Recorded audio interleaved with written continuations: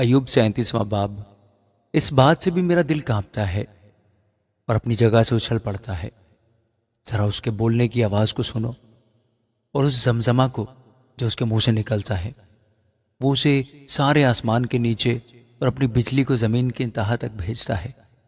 اس کے بعد رات کی آواز آتی ہے، وہ اپنے جلال کی آواز سے گرجتا ہے، اور جب اس کی آواز سنائی دیتی ہے تو وہ اسے روکتا ہے۔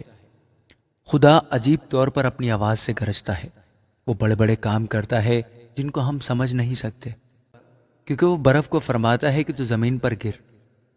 اسی طرح وہ بارش سے اور موسلادھار می سے کہتا ہے۔ وہ ہر آدمی کے ہاتھ پر مہر کر دیتا ہے تاکہ سب لوگ جن کو اس نے بنایا ہے اس بات کو جان لیں۔ تب درندے غاروں میں گھس جاتے اور اپنی اپنی ماند میں پڑے رہتے ہیں۔ آندھی جنوب کی کوٹری سے اور سردی شمال سے آتی ہے۔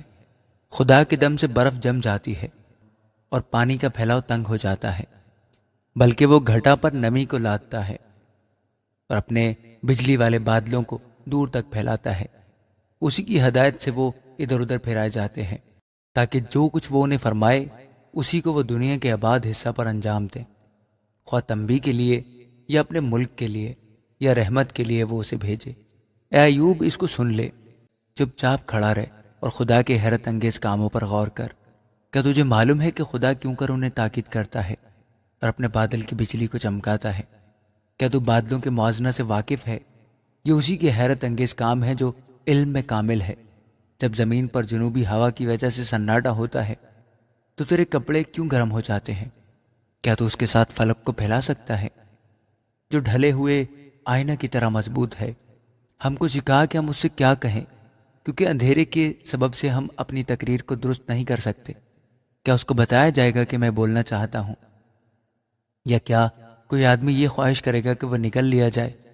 ابھی تو آدمی اس نور کو نہیں دیکھتے جو افلاک پر روشن ہے، لیکن ہوا چلتی ہے اور انہیں صاف کر دیتی ہے۔ شمال سے سنہری روشنی آتی ہے۔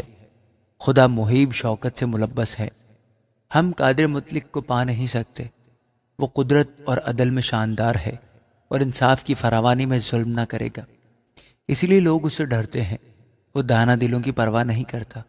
آمین۔